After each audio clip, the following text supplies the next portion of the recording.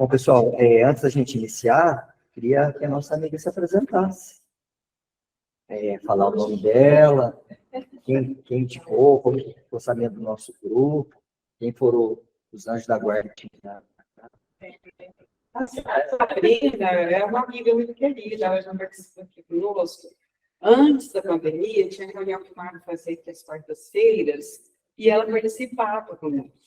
Aí chegou a pandemia, todo mundo se mudou, voltou a pandemia, voltou essa reunião principalmente online, e ela vitoriana que queria que voltasse para presencial. Porque eu online para minha empresa, porque eu trabalho à noite, eu estou todo de uniforme, daqui eu já vou. E aí, assim, às vezes eu entro na reunião, e aí fica me chamando toda hora. E quando eu venho presencial, acho que eu estou aqui, meu restaurante é aqui na Prudente Vargas. Eu chamo a Soraya é suspeita. Aí, tipo assim, eu estou aqui, já aconteceu muitas vezes. Aí ela me diz, tá apertada, eu vou correndo. Mas quando eu estou lá, eu estou online, é muito difícil. E você está 100%. Acho que esse horário não deve te atrapalhar muito, né? Porque... Não, e aí a Soraya já vem falando já faz um tempo. Todo mundo que falar comigo, vamos. E aí, esse horário dá certo, eu abro às 6. Né? Eu falei, Soraya, eu vou. Aí você tem muita corrida, né? Mas a gente tem uma corrida.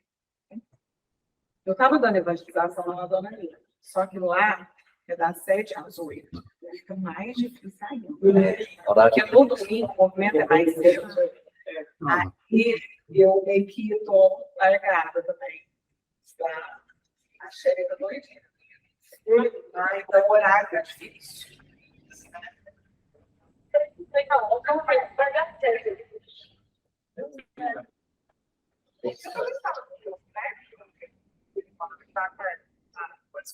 Pode fazer, né? Ele é sobrinho do Mário.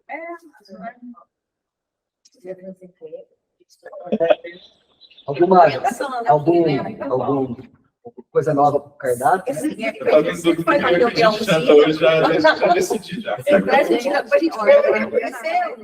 Uma mostragem da degustação. A Soraya é tão cliente que ela nem precisa pedir mais. Eles já sabem qual que é o outro. Já sai do sul dela. Na pandemia, eu toda sexta-feira, aí ela já sabia. Aí quando passou a pandemia que eu cheguei, todo mundo,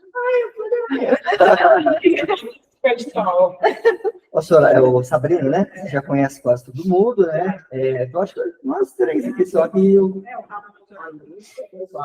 Você desculpa, porque eu brinco, mas olha, é que tem um banquete espiritual, a gente pode ter também físico, né? Nada conciliar seria o ideal, né?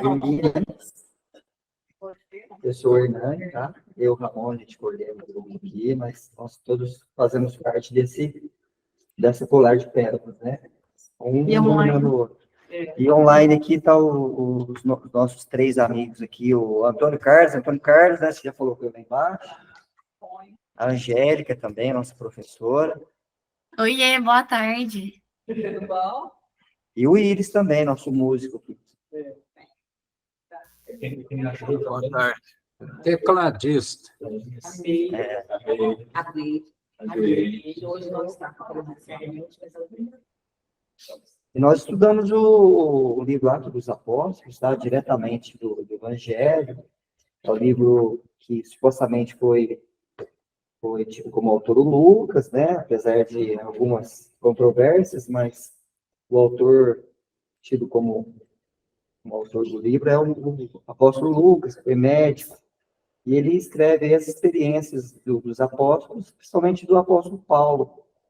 Então, no final da segunda viagem, Paulo faz uma viagem por todo aquela parte do Oriente lá, né?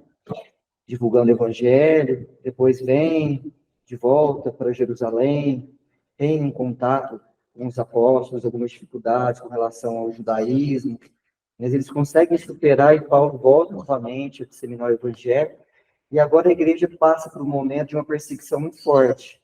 E o apóstolo Tiago manda uma carta para ele e fala, ó, vem para cá, porque só você para ajudar a gente. Como os dois tiveram um probleminha, que foi resolvido, de início ele sente resistência, mas depois ele é iluminado pela lei dos espíritos, né, principalmente por Estevão, por Abigail, e ele cai em si, que a seara é para todos, e cada um tem seu Ele tem uma certa dificuldade. Né? aquele momento. Eu amo o Paulo. E agora eles estão descendo aí para Jerusalém, eles estavam em Troade, e agora a gente vai estudar hoje, né? A Soraya vai ler para hoje. Eles se despediram aí dos anciões da igreja. Então, vamos lá, gente. Se tiver baixo, é só me avisar. Paulo despede-se dos anciãos de Éfeso. De Mileto, enviou alguém para Éfeso, que convocou os anciãos da igreja. Assim que chegaram junto dele, disse-lhes: Vós compreendeis como vivi convosco durante todo o tempo, desde o primeiro dia que aportei na Ásia, servindo ao Senhor com toda a humildade, lágrimas e provações que me sobrevieram pelos complôs dos judeus. Como nada omiti das coisas que são proveitosas, nem de vos anunciar e ensinar em público em cada casa, testemunhando tanto a judeus quanto a gregos o arrependimento em Deus e a fé em nosso Senhor Jesus. E agora, eis que eu, amarrado ao Espírito, vou para Jerusalém, sem saber as coisas que nela hão de me suceder, exceto que o Espírito Santo testemunha em cada cidade, dizendo a mim que amarras e provações me aguardam. Contudo, em nada considero estimada a vida para mim mesmo, contanto que termine a minha carreira e o meu serviço que recebi da parte do Senhor Jesus para testemunhar o evangelho da graça de Deus. Eis que agora eu sei que vós todos, entre os quais passei proclamando o reino, não mais vereis a minha face, porque no dia de hoje testemunho a vós que eu estou purificado do sangue de todos. Pois não me omiti, deixando de vos anunciar todo o propósito de Deus. Tende cuidado por vós mesmos e pelo rebanho sobre o qual o Espírito Santo nos constituiu vigias, para apacentar a igreja de Deus, a qual ele adquiriu mediante o próprio sangue. Eu sei que depois de minha partida, lobos ferozes entrarão em vosso meio, não poupando o rebanho. E que dentre vós mesmos se levantarão varões falando coisas pervertidas para arrastar os discípulos atrás deles. Por isso, vigiai, lembrando que por 3 anos, noite e dia, não cessei de advertir com lágrimas a cada um. E agora vos entrego a Deus e a palavra da sua graça, que tem o poder de edificar e dar herança entre todos os santificados. De ninguém desejei ouro, prata ou vestes. Vós mesmos sabeis que estas mãos serviram às minhas necessidades e às dos que estavam comigo. Em todas as coisas vos mostrei que, labutando dessa forma, é necessário socorrer os fracos, lembrando as palavras do próprio Senhor Jesus, que disse: mais bem-aventurado é dar que receber. Dizendo estas coisas, tendo posto no chão os seus joelhos, orou com todos eles. Houve muitas lágrimas entre todos, e lançando-se sobre o pescoço de Paulo, o beijaram repetidamente, aflitos especialmente pela palavra que disseram, que estavam prestes a não mais contemplar a face dele, e o acompanharam até o navio. Muito bem. Lembra que semana passada nós estudamos 3 versículos? E hoje nós já vamos estudar muitos versículos. Mas sem pressa. Vamos estudar aí partes, tentar extrair o espírito da letra, o que a gente puder. Se a gente não conseguir, a gente vai estender para o próximo domingo. Não tem problema. Aqui ele está dando adeus, pedindo dos anciãos. Mas ele não está em Éfeso, ele está em Mileto. Então ele pede para chamar esses anciãos lá. que provavelmente eram ex-judeus, né, que se transformaram, que se converteram, entre aspas, no cristianismo, e que eram pessoas muito reconhecidas e muito influentes na igreja naquele momento. Paulo já havia permanecido um grande tempo, teve uma permanência muito grande em Éfeso, então provavelmente ele não achou necessário voltar lá novamente, porque o objetivo dele agora era chegar em Jerusalém. E como nós lemos na aula passada, ele queria chegar lá até no dia de Pentecostes, né, que era uma data muito importante para o judaísmo. E também para o cristianismo, que já estava surgindo naquele momento. Então, ele chama esses anciões, né, e começa a dialogar com eles sobre um pouco da trajetória dele até naquele momento. E no versículo 19, ele diz assim: eu servi ao Senhor com toda a humildade, com lágrimas e no meio das provações que me sobrevieram pelas ciladas de Deus. Vamos tentar perceber como que ele começa essa introdução dessa conversa, dessa despedida. Ele começa a falar dele como um servidor, né? Das dificuldades que ele passou. E o que vocês acham, né? Desse início de conversa? Como foi a servidão dele? O que a gente pode apontar para esse início de conversa de Paulo com os anciãos?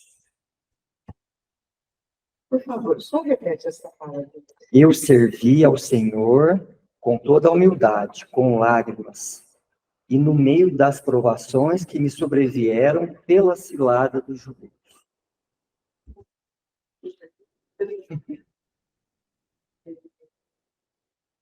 Se colocou como servidor humilde, e se foi com lágrimas é porque teve ataques, né? Porque ninguém chora à toa. Esses ataques podem ter vindo de qualquer forma. E perseguição dos judeus. Porque os judeus não tinham interesse em divulgar, né, as lições de Jesus, né? Já deu esse quadro para os anciãos aí. Aconteceu isso. Mas seja, eu fiz o meu melhor. Me parece, ouvindo isso, que é um trabalhador que fala assim, eu dei o que eu pude. Não dei mais, mas também não dei menos. Isso que eu estou assim. Não, muito interessante seu comentário. E não foram poucas lágrimas, né, gente? Não poucas. Ali ele já era uma pessoa madura, eles já haviam passado alguns bons anos, né? A partir do momento que ele tem aquela revelação da cidade de Damasco. Então, dali por diante foram muitas lágrimas. Lágrimas de todas as espécies. Físicas, pelas prisões, pelas chicoteadas, pelas quase mortes que ele teve. Uma vez que ele foi apedrejado, ele foi retirado da cidade semi-muda. Tem como das lágrimas morais, né? Um exemplo é na cidade, na Grécia, né? Ele saiu lá arrebentado moralmente por dentro. A despedida dele, ele já despede porque deu volta. Não. Ele retorna. Ele volta, Quem sabe ele já está indo no final, não é? está indo para Jerusalém devido às perseguições, né? Mas dali em diante Isso o povo chora, né? Tá?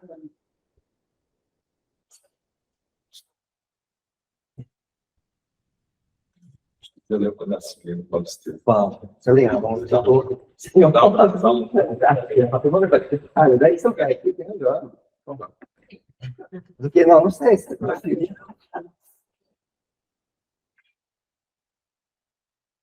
Então é o que o Paulo Estevam fala, né? A gente explica que o Paulo Estevam é o making off do Atos dos Apóstolos. Muitas passagens estão ali já descritas. Todas as praias eram gestos comovedores a deuses amargurosos. Em Éfeso, porém, a cena foi muito mais triste, porque o apóstolo solicitara o comparecimento dos anciãos e dos amigos para falar-lhes particularmente ao coração. Não desejava desembarcar, no intuito de prevenir novos conflitos que lhe retardassem a marcha, mas, em testemunho de amor e reconhecimento, a comunidade em peso lhe foi ao encontro, sensibilizando-lhe a alma afetuosa. A própria Maria, avançada em anos, acorrera de longe em companhia de João e outros discípulos, para levar uma palavra de amor ao paladino e timorato do Evangelho de seu filho. Os anciães receberam-no com ardorosas demonstrações de amizade. As crianças ofereceram-lhe merendas e flores. Extremamente comovido, Paulo de Tarso prelecionou-lhe despedido. E, quando afirmou o pressentimento de que não mais ali voltaria ao corpo mortal, houve grandes explosões de amargura entre os efésios. Como que tocados pela grandeza espiritual daquele momento, quase todos se ajoelharam no tapete branco da praia e pediram a Deus proteger-se do devotado batalhador do Cristo. Recebendo tão belas manifestações de carinho, o ex-rabino abraçou um por um de olhos molhados. A maioria atirava-se nos braços amorosos, soluçando, beijando-lhe as mãos calosas e livres. Abraçando o último a Mãe Santíssima, Paulo tomou-lhe a destra, e nela depois um beijo de ternura filhada. Esse detalhe muito querido. Encontrou Maria. Que detalhe do texto, né? Essa Maria não era tão velha, né? Deve ser daquela época. Estou pensando, então, mas essa passagem foi escrita mais ou menos no ano 50, 60 depois de Cristo. Então ela já estava velha. Mas Jesus, ela morreu com Francisco. Entendeu? Porque a gente pensava antes e depois como um marco zero, ela já era mãe quando ele tinha 33 anos, 30 e poucos anos. Né? No ano 60. Antes que ele nasceu, eu tinha 15. Então ela já tinha uns Ele 70 morreu anos. com Aí você foi nos anos 60, mais 25 anos. Era muito. Então, era muito. Ela já estava velhinha, assim, para ir lá, para você pensar que hoje tinha meio de locomoção. Não, os meios de locomoção eram muito precários. Então, assim, para ela falar, era muito. Eu acho que ela sabia também.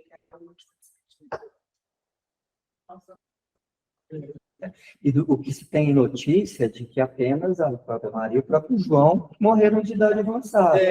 Então, assim, até tem um pouco de lógica que ela conseguiu chegar nesse momento aí e abraçar o Paulo, né? Eu acho que a presença dela deve ter sido muito discreta, porque para vocês não registrar isso aqui era uma coisa muito importante. E não foi registrado. Talvez ela não fizesse.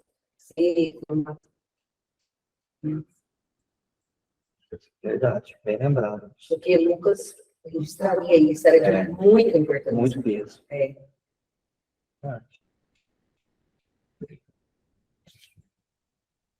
Eu queria falar um negocinho. Ó, antes desse 19, eu fiquei pensando aqui, ó. No 18, ele fala assim, ó. Bom, estou lendo aqui pela Bíblia, né? Desde o primeiro dia que pisei na Ásia, eu estive convosco todo o tempo, trabalhando como escravo para o Senhor com a maior humildade mental, com lágrimas e provações que me sobrevieram pelas conspirações dos judeus.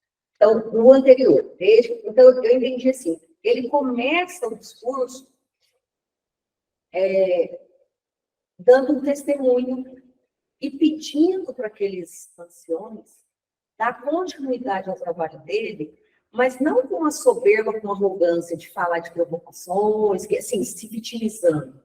Eu enfrentei lá, muito pelo contrário, só relembrando que desde que ele pisou, que ele teve esses percalços, mas que ele estava ali, dando aquele testemunho, e que ele gostaria que, apesar, se houvesse percalços e conspirações, e que eles dessem continuidade, que não esmorecessem, que não desanimassem. Assim como ele. Assim como ele não quis, assim, se colocar acima e nem vitimizando a situação dele. Porque esses pontos de conspiração, fica parecendo, se você pegar só o recorte, fica parecendo, nossa, ele está assim, achando que ele... Não, mas é que eu acho que ele estava pedindo que eles dessem continuidade. Não porque ele fosse tão bom, mas porque assim, ele enfrentou e ele estava ali. Na época ele já sabia, que iria que eles fossem persistentes como ele. É porque esses presbíteros aqui, esses anciões, eles eram um pilar da igreja primitiva cristã. Eles davam continuidade, eles tinham uma importância muito grande dentro dessas comunidades. Por isso que ele chamou vários até ele, que tipo assim, olha, gente, eu não vou retornar aqui. As perseguições vão continuar, os percalços vão continuar, mas vocês são os pilares dessa igreja primitiva. Então, deem continuidade. Mas depois dos discípulos, teve, assim, processo de continuidade, mas assim, com a mesma, ou não, teve uma ascensão. Teve até um determinado ano, mas depois a igreja começou a ir para o lado político, né? Aí foi a decadência. Corrompeu, mas isso aí lá para o ano 200, né? Aí 100 e começou, pouco. Eu É acho assim, perdão, pode falar. Não. É que, assim, eu acho que quando ele fala de lágrimas e provações, e de sinalizos complôs, e o estado de espírito de unidade, ele já se coloca, ele já dá, assim, todas as dicas do que está por vir, né? Não esperem nada diferente disso. E eu tô, assim, então, se eu vivi isso, não esperem nada diferente disso, né? E como que eu me portei? Com humildade. Mas é porque eu acho que ele já está com ele no meio frio. Ele era muito. E ele conhecendo, né? Eu acho que ele já imaginava. Não sei, acho que já... É que todo trabalho de vanguarda, principalmente na área espiritual, entende? Ele é cheio de vergonhas. E, às vezes, as pessoas de fora veem aquele que está na frente e acham que são só flores. Legal. Então, é isso que ele quis dizer. Olha, eu sofri, né? Mas... E não vai ser diferente com vocês. E porque não é até hoje. Se você realmente quiser dar o testemunho, né, de cristão, é assim até hoje. E foi isso que ele fala, né? Porque muitas vezes a gente só vê o espetáculo. Você não vê os bastidores. Acho que até esse entendimento aí dá o tom das palavras dele, porque quem estava ali tinha um carinho muito grande por ele. Admirava, muito. Sabia em detalhes das histórias, tanto que estava ali para fazer uma homenagem. Então, a fala dele tem todo um envolvimento emocional com as pessoas que estavam ali. Então, não ia passar soberba, né? Que a Vanessa comentou. E eles entenderam certinho o que ele estava falando, não era para ficar se vangloriando, é para dizer, ó, eu já mostrei para você, para eu conseguir fazer o que eu fiz, eu tive que sofrer muito. E agora que vocês darem continuidade, não vai ser diferente. A gente tinha todo um toque ali do sentimento, do momento, da cena. É interessante, mãe, quando você fala isso, já pegando um gancho na sequência, ele fala do tanto que ele foi verdadeiro. Ele fala que assim, ó, em nada do que vos pudesse ser útil, eu negligenciei de anunciar-vos e ensinar-vos. Ou seja, apesar de toda a resistência que houve, eu sempre priorizei em falar a verdade. Tanto que ele foi muito massacrado por isso. E é difícil você vir numa mentalidade que pensa de uma forma e colocar algo que transforma. Mas ele falou, não, nunca negligenciei de ensinar. Porque o que tem que ser ensinado, tem que ser ensinado. É porque o posicionamento dele, como cristão, desagradava absolutamente quem estava no poder. Então, assim, imagina você o tempo todo que você fala, que você é o que você faz, desagradar um movimento muito maior. Então, e você não fazer aquilo como não é vingança, não é nada disso, né? É você acreditar naquela verdade, viver aquela verdade, e isso incomodar. Eu acho que mesmo que Isso não é só. estava romano, né? Tinha um peso, eu acho. E aí, deixar de ser eu sou, né? Foi o que ele fez, mas acho que Que foi o doutor da lei. Nossa. Isso que eu estava pensando. Quando a senhora falou disso, é um homem forte. Nossa. Tava para ser, botou assim, né? Alma vigorosa. Tinha que ser Paulo de Tarso, antigo lá, mas agora acreditando na proposta do Mestre Jesus, mas que aquela fortaleza, né? Que eles tinham para escrever as antes, cartas, né? É. Quando ele foi persistente para escrever, porque tudo dava errado para ele escrever, ele persistia. Ele falava, venha que eu tenho que deixar, porque ele já sabia que ele ia ter que deixar. Acho que já era um projeto. Na primeira carta que ele escreve agora, ele estava indo para Roma. Aí, de repente, chega essa carta de Tiago, aí ele acaba de escrever a carta, dá para uma mensageira e fala, leva para os romanos, que eu vou para Jerusalém.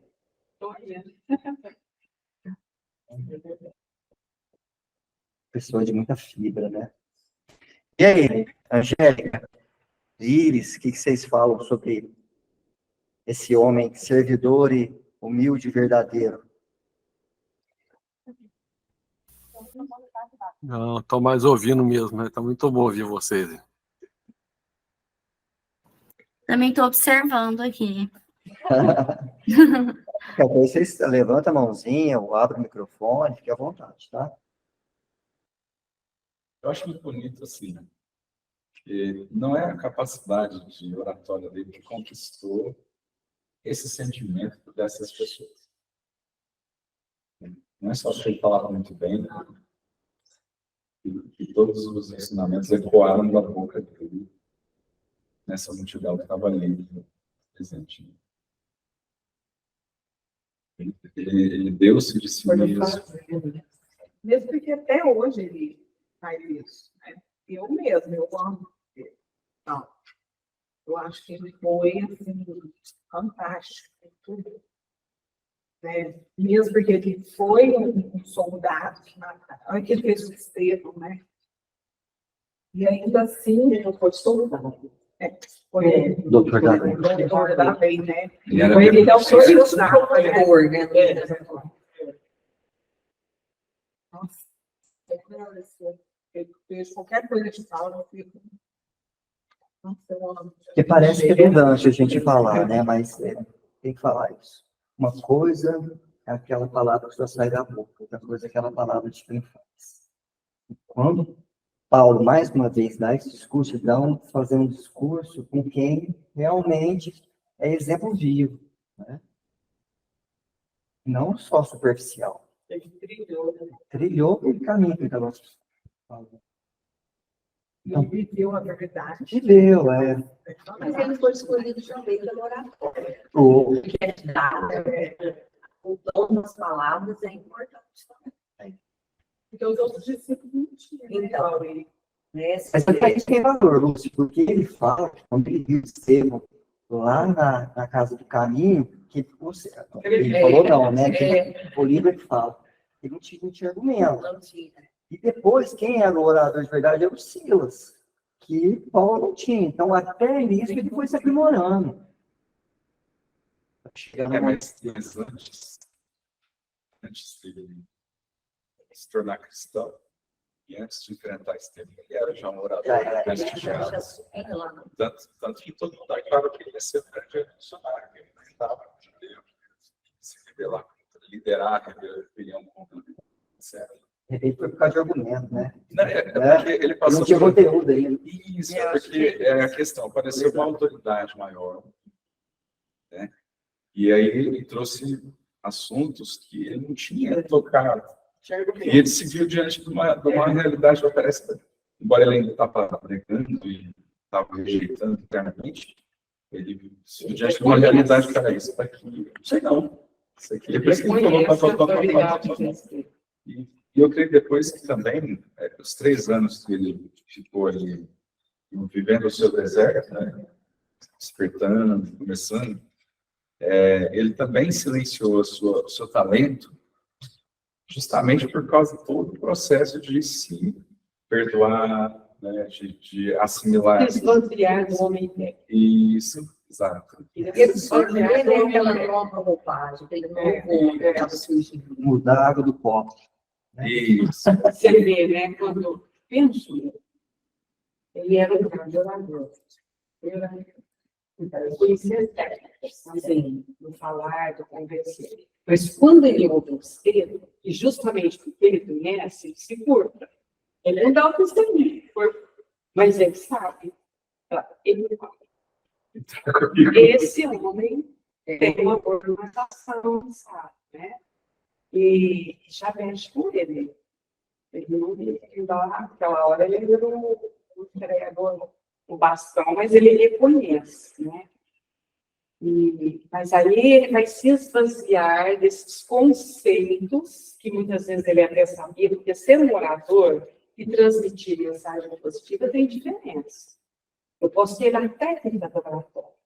E com essa técnica eu posso envolver e levar qualquer um para onde eu quero.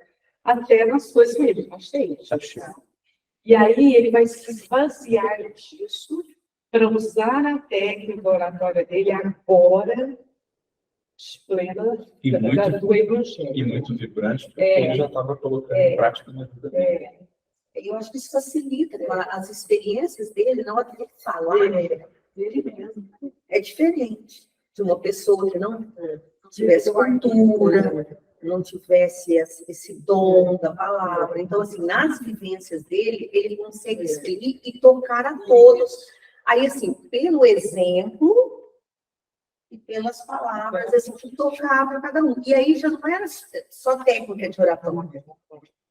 Ele tinha essa facilidade de se expressar. E a vivência era o mais importante. Porque quem ouvia, sabia de tudo que ele foi capaz, de todas as lágrimas derramadas, de todas as perseguições. E aí, tanto é que ele toca o coração de todos. Ele fala, olha, não foi fácil chegar até aqui, mas eu estou aqui. E não pensem em vocês que vai ser fácil vocês darem continuidade ao trabalho. Terá também os percalços, né? Então, o exemplo, né? Eu acho que ele entendeu a missão dele. Apesar de todo o passado, toda a que aconteceu, eu acho que ele falou, olha, a minha história, isso vai ficar. Ele sabia que vai ficar. Tem mais de 2000 anos, nós estamos aqui, ó. Tentando entender. Fica Marlene ali, então, essa Eu vou delegar para o outro. Sabe Delegar? que eu tive dele, só estou com uma dificuldade. primeira aí, ó. Fica só que ele me Os filhos ajuda. que damos? Possuímos o que damos. Capítulo 117, livro Fonte de Vida, de Emmanuel Chico Xavier. É mais bem-aventurado dar do que receber. Quando alguém se refere à passagem evangélica que considera a ação de dar mais alta bem-aventurança que a ação de receber, quase todos os aprendizes da Boa Nova se recordam da palavra dinheiro. Sem dúvida, em nos reportando aos bens materiais, há sempre mais alegria em ajudar que em ser ajudado.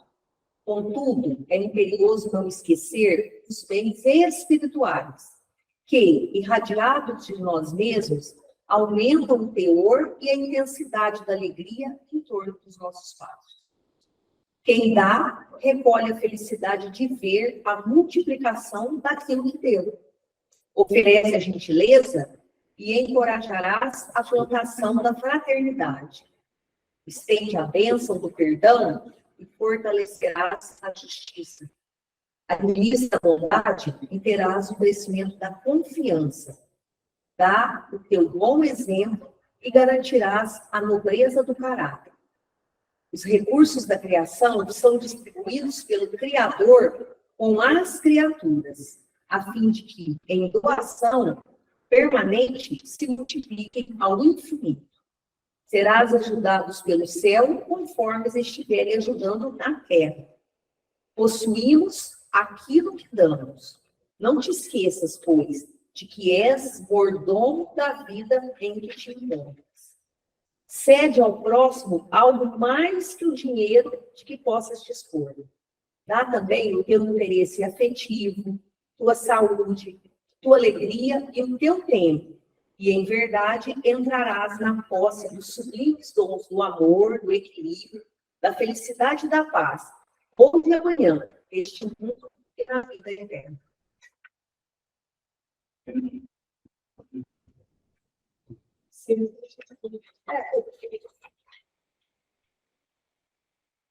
gente vai percebendo que essa conquista aí, ela vai, que ele foi se fortalecendo, né, adquirindo todo esse conjunto de valores, foi devido à determinação dele também, né?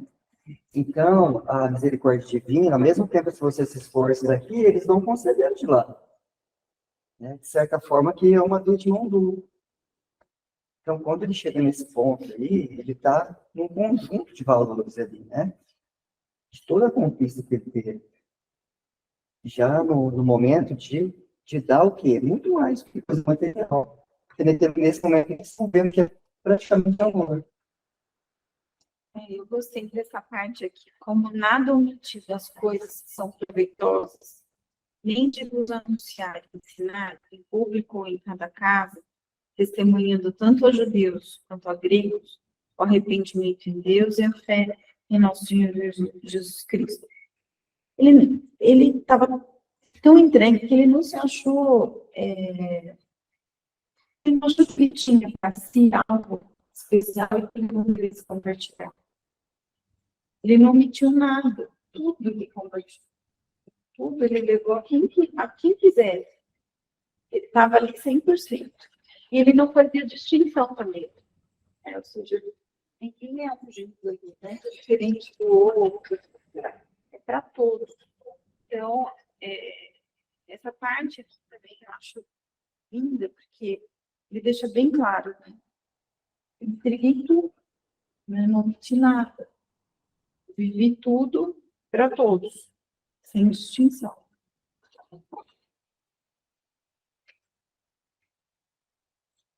Tem uma parte que fala assim, ó, que é interessante a gente fazer uma reflexão sobre isso. Cada Bíblia vai estar de um jeito diferente, mas aqui na Bíblia de Jerusalém até não é essa, mas também dá o mesmo sentido. Fala assim, ó, agora, acorrentado pelo Espírito, achei interessante essa acorrentado pelo Espírito. Dirijo-me a Jerusalém sem saber o que lá me sucederá, senão que, de cidade em cidade, o Espírito Santo me adverte, dizendo que me aguardam cadeias e tribulações. Então ele fala assim, né, que acorrentado pelo Espírito. Olha que palavra. Eu falei, gente, acorrentado pelo Espírito. Por que ele usou isso, né? O que quer dizer ser acorrentado pelo Espírito? E tem umas traduções, a da Lúcia, de repente, está diferente. É amarrado no Espírito. Amarrado ao Espírito. Tem uma que diz que é constrangido pelo Espírito. Uma tradução que fala isso. Achei muito... Pelo Espírito Santo, né? Tá bom, dá pra gente dar invertido, porque o ceguinho que trouxe o ó. Aí eu dei uma pesquisadinha e quis ser acorrentado. Essa frase indica a forte convicção e a submissão de Paulo à direção da Pleiade dos Espíritos Purificados em sua vida e missão, mesmo quando isso significava enfrentar desafios e incertezas em sua jornada. Então, aqui interessante, né? Essa frase indica a forte convicção e submissão de Paulo à direção da Pleiade dos Espíritos Purificados. Ou seja, ele estava acorrentado, ele estava numa conexão tão grande com essa equipe, né, de Jesus, que ele sabia que iria passar dali para frente mais a tribulação ainda, mas ele fazia Qual a diferença? Ele fala, dirige-me a Jerusalém sem saber o que lá me sucederá. Eles só falaram que vai ter tribulação, mas não falaram de que tipo. Né? Senão que de cidade em cidade o Espírito Santo me adverte, dizendo que me aguardam cadeias e tribulação.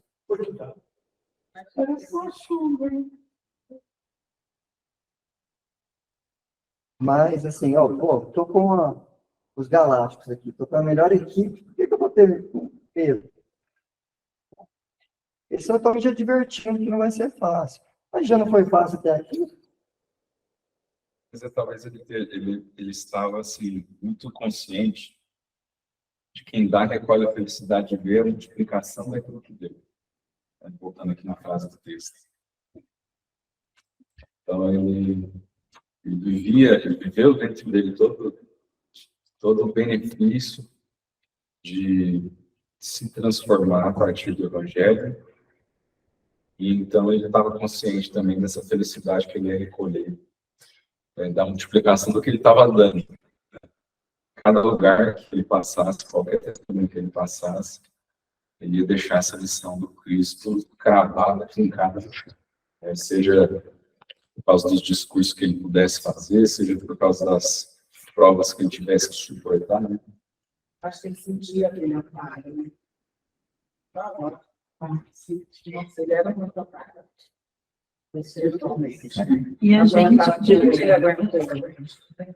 E a gente, diante da mínima dificuldade, a gente, imagina o estado de ansiedade que nós estaríamos diante de uma perspectiva do que poderia ser, o que ele ia encontrar.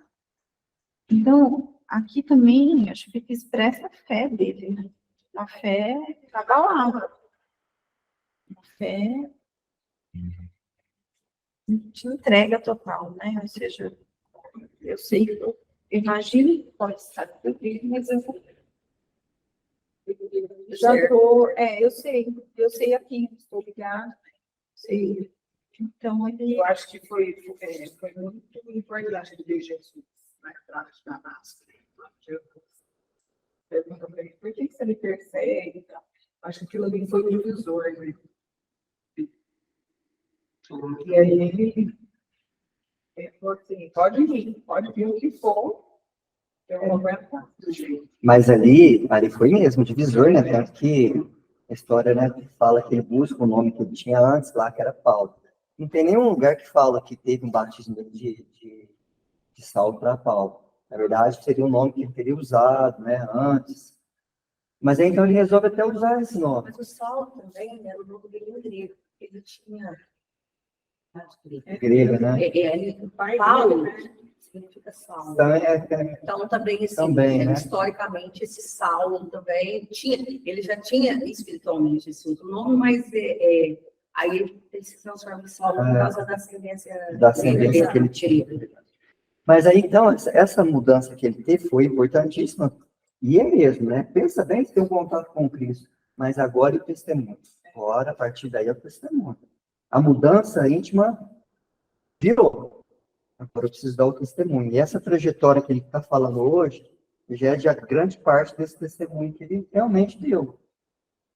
De ter transformado. Que era a segunda aula, né? A primeira foi aquela ali, de, não, agora eu te reconheço, então, Jesus. Mas agora... Então, acho que todo momento, das dificuldades que ele passou, o processo todo, ele sabia que estava ali. Eu acho que... E também acho que era a missão dele. Altamente missionário. Mas é bonito, né? É que a gente olha com os nossos olhos, né? Nossa, se fosse eu tinha vazado. Mas isso é legal que você está falando, Sabrina, porque a gente tem que tentar trazer o nosso ele é o espírito super evoluído. Mas é interessante que ele fala assim, né, de casa em casa, né? Uhum. Quer dizer, ele não fez isso só nos públicos, nos grandes discursos, né? E aí o Urbano falou nesse texto aqui, ó, dá também teu interesse afetivo, tua saúde, tua alegria e teu tempo. Ele fez isso. Cada pessoa que ele encontrou. E por isso que ele tocou os corações dessas pessoas, realmente. Verdade. A Bíblia fala isso, que é escravizado ao espírito. Acorrentado. Então, eu aqui, Amarrado, senhor. amarrar. Aí eu fiquei, não gostei dessa palavra. Acorrentado? O amarrar. Amarrado. Porque amarrado parece que é uma coisa que vocês estão brigados. Ó, me amarrou com ele. Eu tô assim. Não sei se eu queria estar amarrado com a mão. Aí eu fiquei pensando assim, gente, a tradução é uma coisa muito falha. Podia pôr assim, alinhada ao espírito, alinhado ao espírito, conectado ao espírito. Eu acho que se fosse traduzir, talvez mudasse essa, porque amarrado e correntado é um negócio assim, meio que compulsório. Você não tem escolha, você está amarrado. Ele tem escolha. Ele aceitou aquele laço. Não é um amarrado, é um laço. Mas eu vou te contar uma coisa que aconteceu, porque você vai, às vezes, entender. Quando eu tive os filhos pequenos, um dia uma amiga foi me visitar, eu estava em casa, ela foi lá na minha mãe.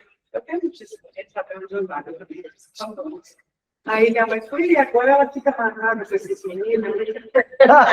Aí o menininho dela falou assim,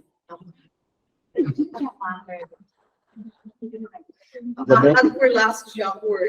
Ainda bem que falou acorrentado. ela fica envolvida, tarefada, né? Eu fiquei pensando, Então é isso. é alinhado, eu acho que é alinhado. Que amar. Se dá amarrado, alguém amar. Então. Lembrando aos amigos internautas aí, que a hora que quiser manifestar, tá? Fiquem à vontade. Vocês estão conectados, amarrados com nós. Aliás, pelo amor de Deus, ninguém tá Pode amarrado. deixar. É por isso que fala, né, Berlim? Amarrado em nome de Jesus. Tá amarrado em nome de Jesus.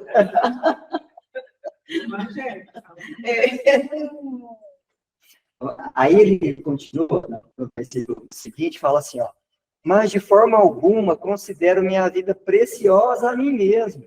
Olha só que verdade, né?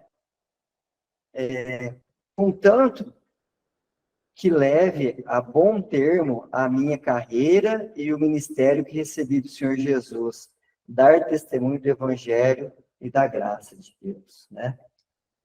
Eu acho que ele fala isso no sentido de não me apego materialmente à vida.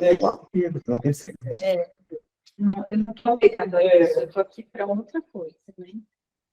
Eu não tinha, né? Veio nada. Tá? Agora você. Eu lembro de uma passagem. 7. Ah, da expressão Quer ler? de qual? 7? 7. É só ler 7. Peraí, deixa eu só ver qual que era a palavra. Amarrado ao espírito. 7. Igual eu, amarrada com os Expressão idiomática que pode ser entendida de diversas maneiras. Intimamente constrangido, amarrado ao espírito, espécie de prisioneiro do Espírito Santo, constrangido pelo Espírito Santo. É constrangido.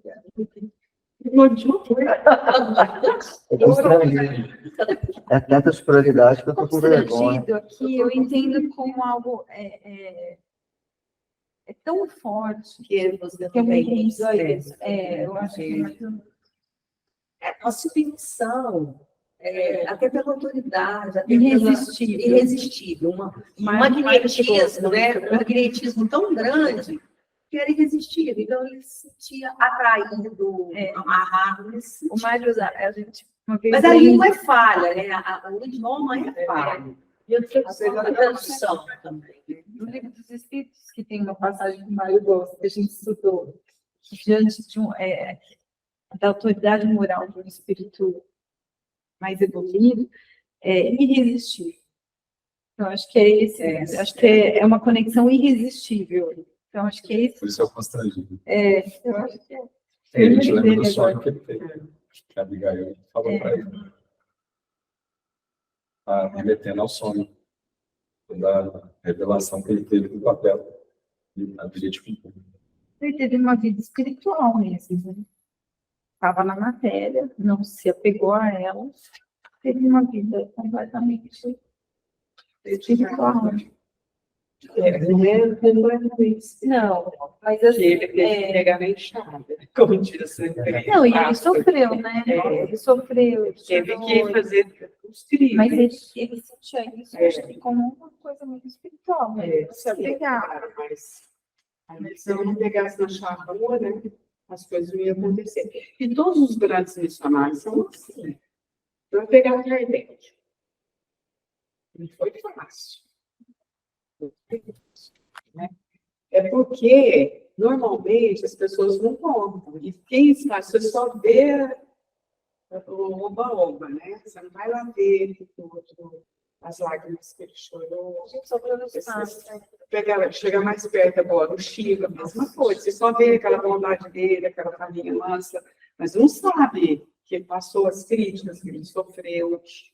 Estou pegando no... Claro, né? A comparação é um pouco distante, Paulo, Kardec, Chico, mas tudo isso acontece. E outros grandes missionários. Pode falar uma Madre Teresa, então é isso. E eles não ficam voltando, né? Eles não chegam lá no culto e vai falar, paciente.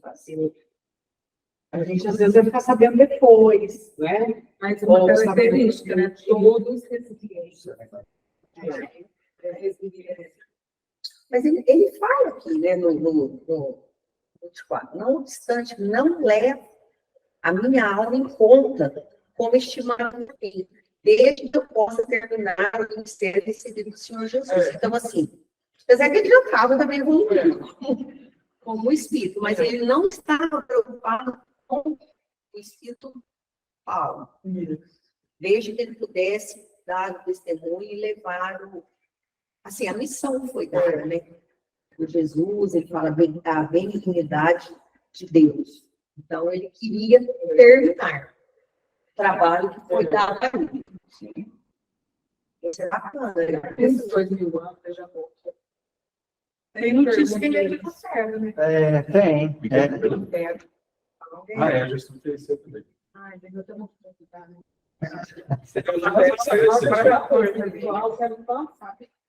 Essa duas lá, tem que ir nos arquivos. Outro momento.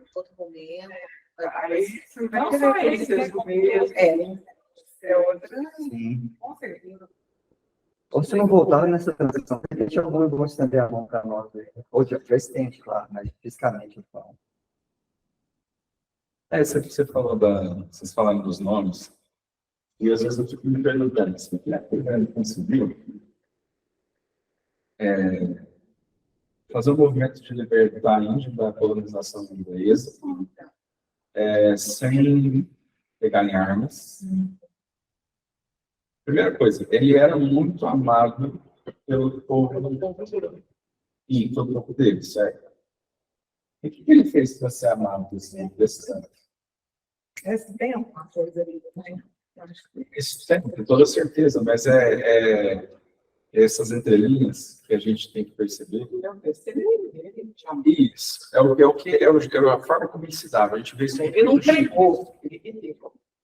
Como é que ele fez para cada pessoinha que ele encontrou tocar tanto no coração para ele poder dizer assim, ó, se você não parar de usar as armas, isso ele falava para os ingleses, ele falava para o dele também. A hora que ele percebia que já estava para explodir uma rebelião lá. Ele falava, se vocês largar as armas, eu não vou comer mais. Assim, para ditadores, pessoas cruéis, assassinos, eu falo assim, dane-se você, mas pode morrer, eu não estou nem aí para você. Mas não foi assim que aconteceu, né? E aí, o que ele conseguiu fazer para ele tocar o coração tanto assim? Eu acho que é aí que a gente tem que assimilar, né? É que a gente hoje, a palavra caridade hoje, ela está muito batida, a gente perdeu o significado profundo dela. Mas esse conjunto de coisas que fez o Paulo adquirir esse carisma tão grande, o próprio Gandhi, os próprios Chico, eu vejo que está na aplicação dessa caridade real. É o que o Emmanuel, ele tocou nesse texto. É que a caridade hoje, ela está voltada para o lado imaterial, né? As pessoas têm essa... Ai, é caridoso. Ah, tu não é caridoso. Só dá coisa material, porque, né? Então, eu acho que tem que ser o amor mesmo.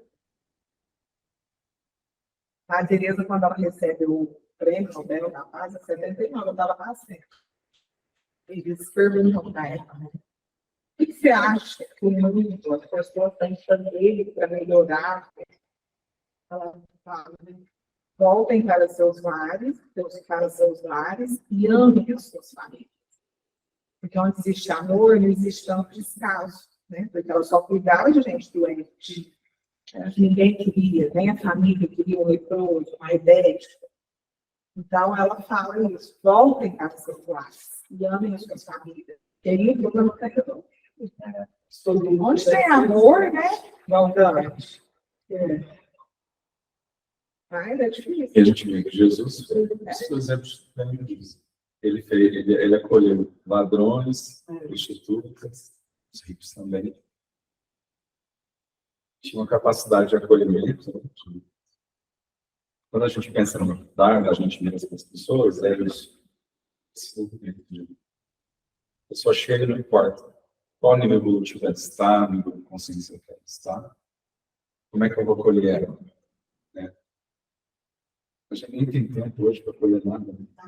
Mas é interessante, Ramon, que a Marlene falou uma coisa esses dias que mudou, viu, Marlene? Do meu ponto de vista, se eu peguei um Uber, o cara estava revoltado, tanto de morador de rua em Franca. Ele falou assim, eu acho que devia pegar fogo, botar todo mundo no buraco e botar fogo. Aí eu falei para ele, não vai resolver nada, né? O problema não está aí. Né? Aí comecei a conversar com ele, mas o problema é que eles não têm a visão do ser espírito como um ser essência, uma essência divina, né? A luz, você falou para mim assim, a gente tem que ver você como uma luz. Mesmo aquele que não está acertando, aquele que está em equívoco. E se a gente tem essa visão, a gente não tem essa visão que o cara tinha. E por mais que eu argumentasse com ele, que eu não pude bater de frente com ele, né? Mas você vê que o cara é endurecido. Você debate com ele e fala, esse cara é louco. Mas ele tem uma visão ali dessa vida, acabou, ele foi lá, a vontade é dele, ele está indo para esse caminho, tem que acabar com esse pessoal, mas mandar embora de Franca. Não tem a visão do ser divino que somos, cada um. Que todos somos passíveis de erro, ou que de repente a gente está passando por uma aprovação ali, para tentar se dar um... É por isso que eu gosto muito de ver o trabalho do Padre Júlio Lancelotti. Eu adoro, eu admiro muito. E eu lembro do dia que me tocou assim, que é legal a gente ver como é que anda a nossa sensibilidade a essas coisas, que é a nossa vida confortável, tá tudo bem. Aí eu vi nos posts lá, e quando deu aquela discussão sobre doar ou não absorvente para as mulheres. Eu nunca tinha pensado nisso. Nunca. Aí eu fui ver nos posts, entender quanto que é importante, cara. Tem mulher que coloca areia. Areia. A importância de você dar um desodorante. Qual que é o papel do cara que não toma banho a hora que ele recebe o desodorante? Hoje ele fala banho de sabonete. Então, aí eu estou falando de mim, não sei se é o mesmo caso de vocês, mas eu fiquei surpreso, eu nunca tinha pensado nisso. É tão pouco. Eu penso muito nas condições de guerra dessa situação. Isso. Eu fico pensando, a mulher na guerra, sem acesso a nada. Penso nas pessoas que usam medicamentos de uso contínuo. Eu sou hipertensa hoje.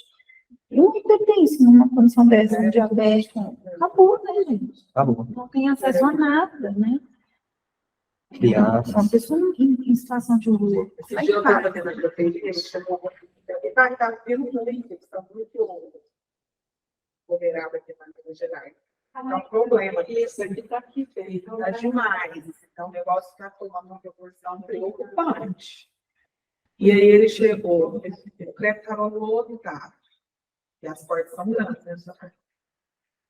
E a mão tudo machucada. Ele brigou. Estava tudo cortado. Pingamos. Isso assim.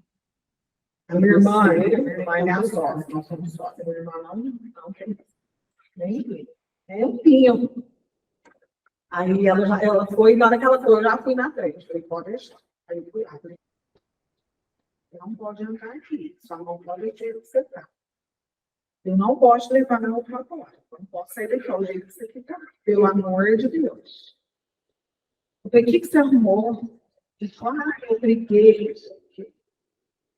Você vai ter que dar um jeito de descer aqui, ó. Você vai descer essa rua, você já vai sair de perto do Hemocentro, você sobe, você vai sair já. Porque eu não posso sair daqui. Mas as pessoas não têm. Eu, se não tivesse aquele momento, eu tinha posto dentro do carro. Mas assim, eles, sabe, tudo, né? Legislativo dá conta, sabe? E eles nem. Eles estão pegando, sabe? Eu vou te falar. Você trouxe bem essa sensibilidade, por exemplo, com certeza que o Paulo tinha, que o Chico tinha, que todos esses grandes marketing já haviam alcançado, né? Essa capacidade de olhar e falar assim, que do ser humano também. Como seria se eu tivesse naquela posição, né? Esse que me comoveu na época, porque eu não pensei, nunca pensei, quer dizer que ainda minha mão é muito dura, né? De não enxergar dessa forma, né?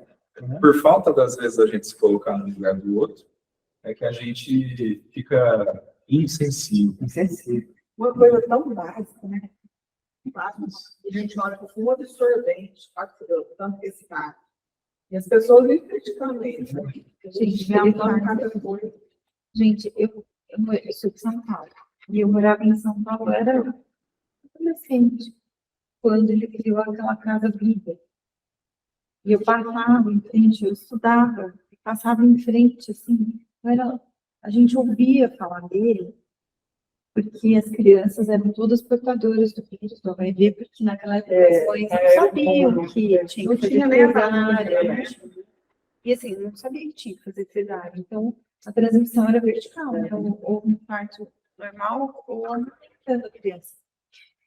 E eu passava, era uma casa toda de pedra, assim, e eu falava, mãe, que tinha vontade de ir lá, eu tinha vontade de ir lá, conhecer ele, de saber o que era essa pessoa, assim. Depois, assim, nunca mais ouvi falar. Ele adotou todas as crianças, né, como filhos. Ele conta uma história de uma que já morreu, que ele se emociona até hoje quando fala.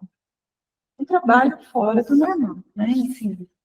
E a minha prima teve recentemente a oportunidade de ir. Ela foi fazer umas doações e foi lá porque é na Moca, né? Então a gente é pertinho no meio da minha família. E ela falou, eu ouvi. Ela falou assim, a gente tem vergonha. Ela falou assim, ele não para minuto. Ele trabalha o tempo inteiro servindo. Ela falou, eu ouvi. E aí um morador chegou perto dela e pediu dinheiro, e ela não sabia muito o que fazer, ela foi pedir orientação para ele. Eu falei, filho, não deixa, a gente ajuda de outra maneira. Fique tranquila que a gente conduz aqui. E ela falou, eu queria aprender com ele, né? Eu falei, ela falou assim, eu queria aprender com ele aquela hora. A hora que ele me falou aquilo, eu não sabia como fazer. Então, é alguém para você estar do lado para aprender. Que falou que é assim. E pensa só, será que eu conseguiria me perguntando assim, se eu tivesse que ter uma conversa fraterna com prostitutas, por exemplo, pessoas que vivem nessa vida, será que eu conseguiria também ter essa sensibilidade para tocar os corações delas? Talvez esse de novo. Porque falta esse olhar, né? Esse olhar dele totalmente calibrado, né? Para ele falar para você, não precisa dar o dinheiro, pode deixar que a gente ajuda de outro Não, a gente vai ajudar. jeito. Ele sabia certinho, né? O jeito de falar, o jeito de ajudar, o jeito de, né? E eu não sei. E aí, mas Jesus sabia. Paulo sabia. Pedro sabia. Quer dizer, eles aprenderam aí, né? Foram forjando, né, essa questão. Eu penso assim, por que ele foi para o lugar?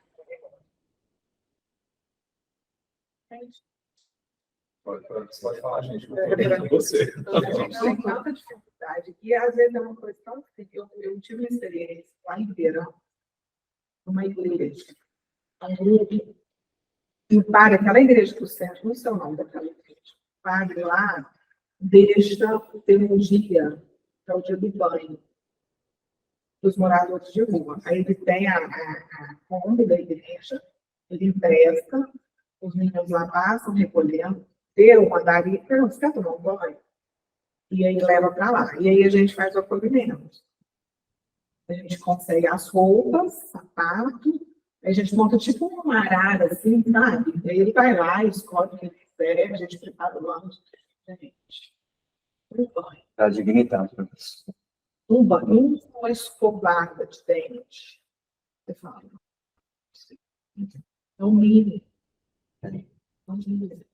E para eles, eles nem acreditam. Eles falam, então, ó, aí dava caçoara branquinha, assim, né?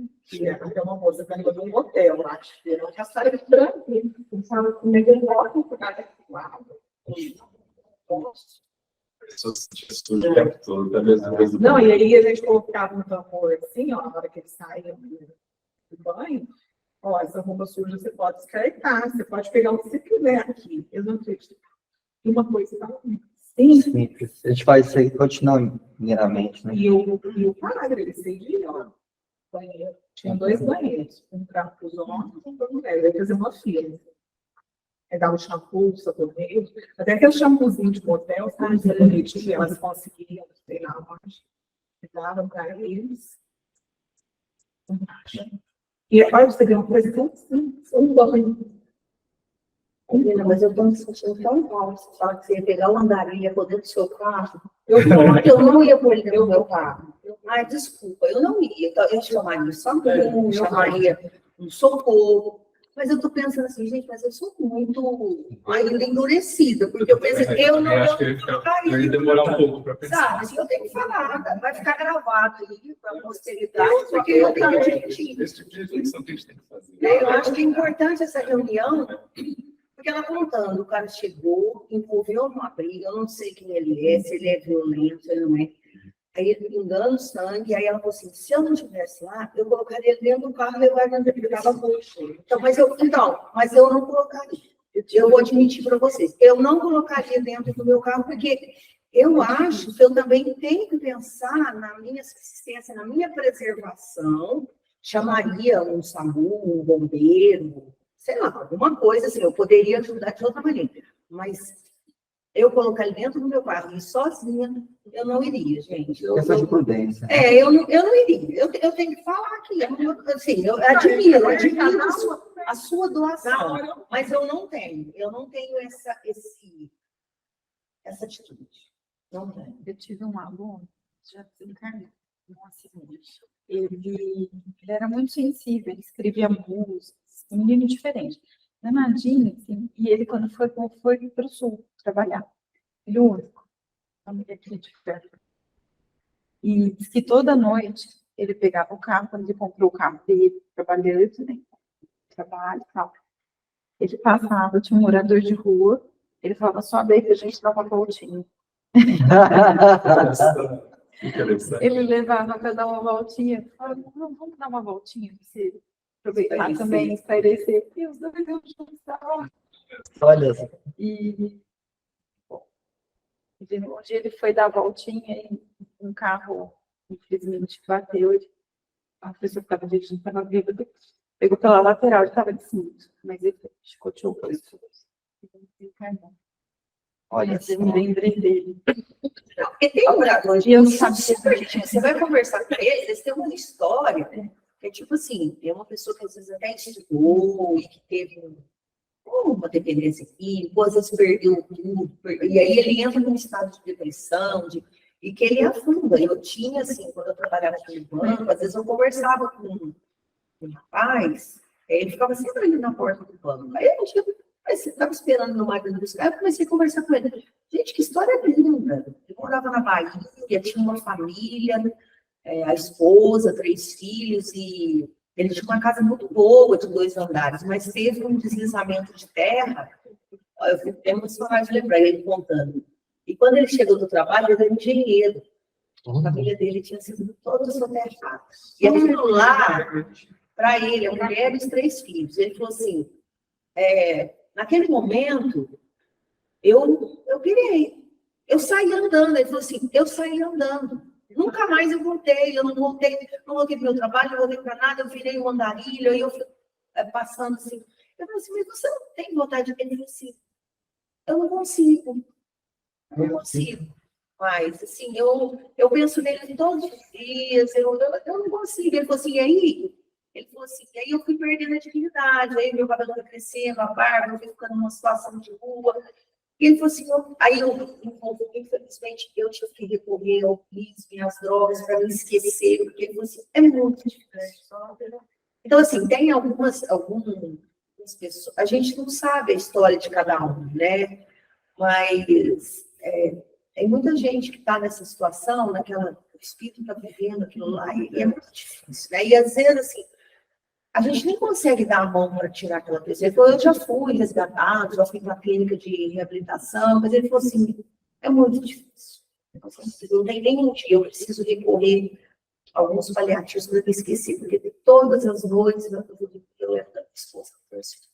Então, assim, era uma coisa muito pesada. Eu olhava para ele assim, eu pensava assim, que a gente pode. Não pode. Assim, um rapaz bonito, assim, palavras, rapaz culto.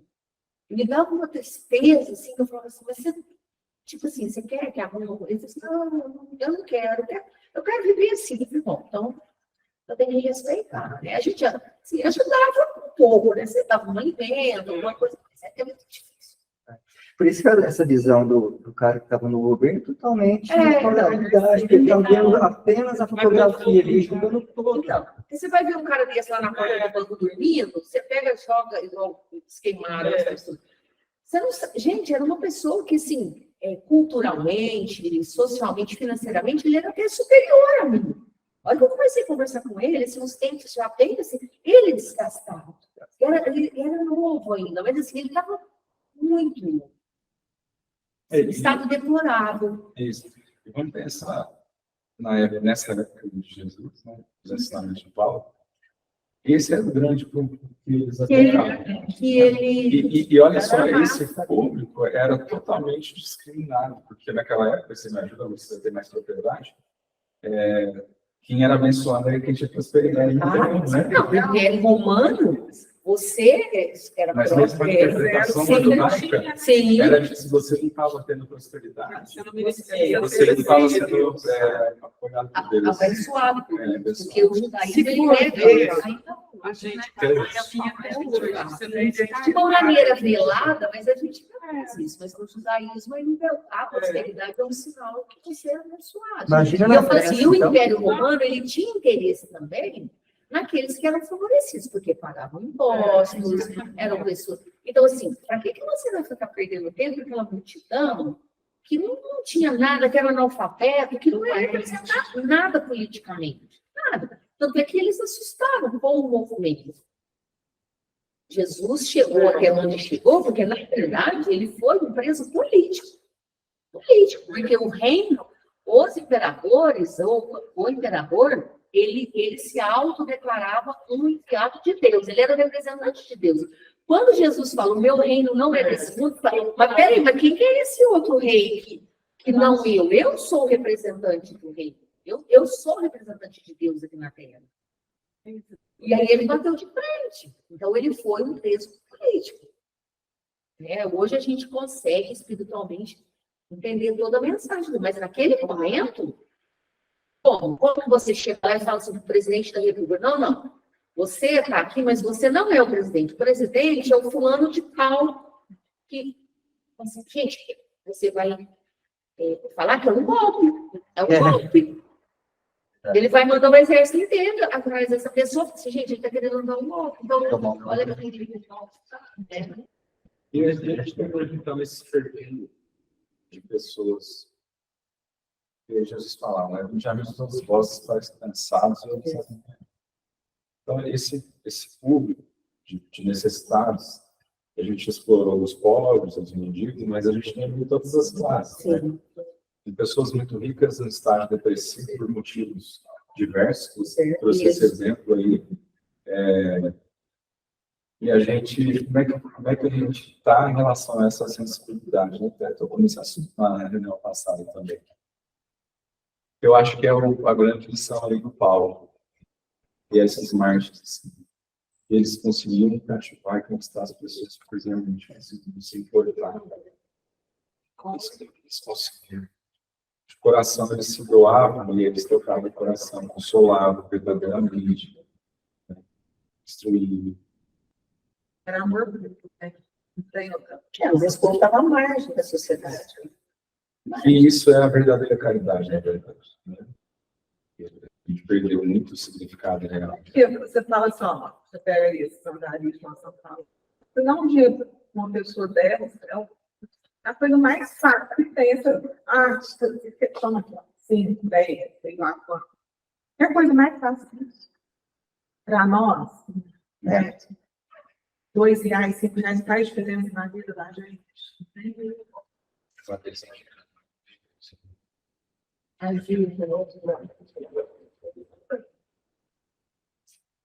E o Paulo foi um divisor de águas mesmo, né? Porque até então os judeus só aceitavam mesmo, né? Até os cristianismos no início, quem era judeu. E quando Paulo faz esse resgate dos gentios, pensa bem, gente, que revolução que foi trazer todo esse pacote de outras crenças, pessoas, vocês disseram, né? Afastadas da sociedade. A sociedade não tinha interesse financeiro nem nessas pessoas. E, de repente, esse homem vem do ano amor, trazendo, incluindo, a gente fala de inclusão hoje, esse homem que vai incluir todo mundo, gente, né? Então, quando ele traz esse testemunho de vivência dele, né, é um testemunho real, não é só de palavra. É muito bonito, né? Você vê que a gente teve que aprender. Na verdade, a gente quer na campanha. Mas sabe Eu que trazendo isso, era que ele prometeu que ia ser, ainda é, né? As lágrimas, as privações. Porque nós estamos no mundo de expiação e prova, né? Vai melhorar, né? Mas assim, se Porque a gente dá uma quer seguir, não, tanta gente está esperando nada disso. Mas eu falo o seguinte, eu sempre penso nisso. Vai mudar, mas para muitos já mudou. Para ele já mudou porque ele fez o bem. Ele já está lá no mundo de, sei lá que mundo que ele está, não sei classificação que ele. Eu penso muito nisso, quando eu penso diferente. Por que o povo está em guerra? Por que eu fico me perguntando? Eu falo, gente, já é privilegiado, e não reconhece, porque a gente poderia falar. Quantas pessoas estão envolvidas? Nós estamos só na corrupção e eles estão na guerra. Então, agora, tudo que eu penso, eu falo assim, a guerra é pior. A guerra é pior. Que é a coisa mais triste que guerra, gente.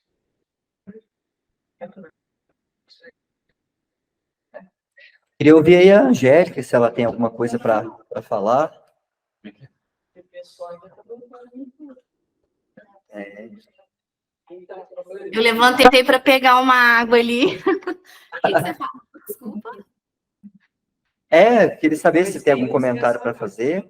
Alguma ressalva? É isso. E o que eu tirei desse estudo é que ele era uma pessoa muito generosa, muito altruísta, né? Ele se colocava ali no lugar das outras pessoas e fazia grandes feitos. Igual, por exemplo, já até esqueci, bem-aventurados, aquele que dá mais do que recebe, é isso? Eu esqueci a frase. Sim. Então, isso já demonstra muito tudo que ele fez. É só isso mesmo, gente. Eu estou mais observando hoje também. Obrigado, Angélica. Nada.